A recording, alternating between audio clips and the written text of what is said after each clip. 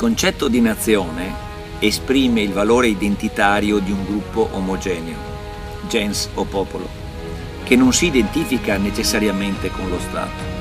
E quindi i diritti della nazione vengono prima e stanno sopra ai diritti dello Stato, così come i diritti fondamentali dell'uomo vengono prima e stanno sopra ad ogni norma di diritto positivo.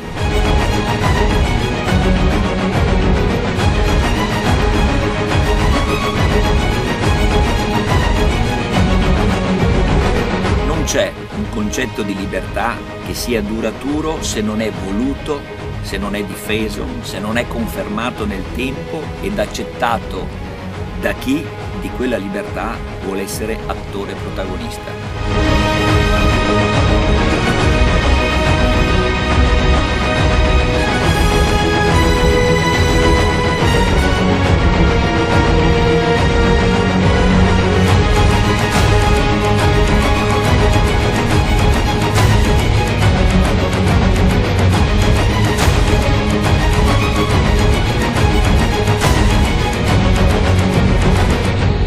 Solo se si coniuga la sete di libertà con la coscienza della propria forte identità si possono realizzare democraticamente atti di storia che a priori possono apparire impossibili.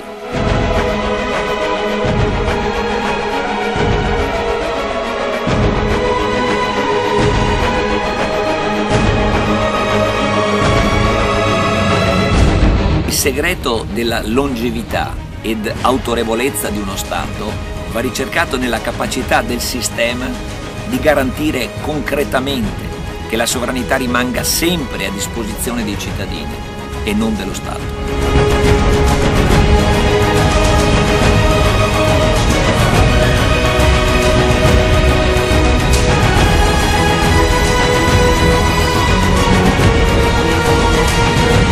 Non bisogna confondere il potere costituito col potere costituente.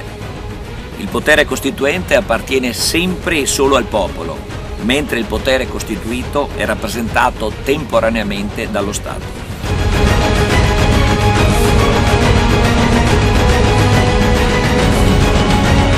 La rettitudine, l'etica della responsabilità, il bene pubblico non sono parole, ma valori che devono tornare a guidare le istituzioni del popolo veneto, affidate a uomini probi, temporaneamente designati dalla nostra gente ad occupare ruoli di rappresentanza.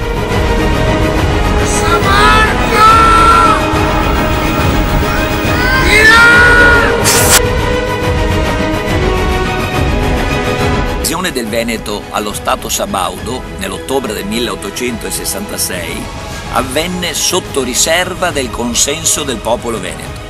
Ebbene, quel consenso costituisce, oltre che il riconoscimento del titolo storico, anche il riconoscimento del diritto sovrano attuale del popolo veneto di darsi le proprie leggi, di decidere liberamente e in assoluta indipendenza del proprio futuro.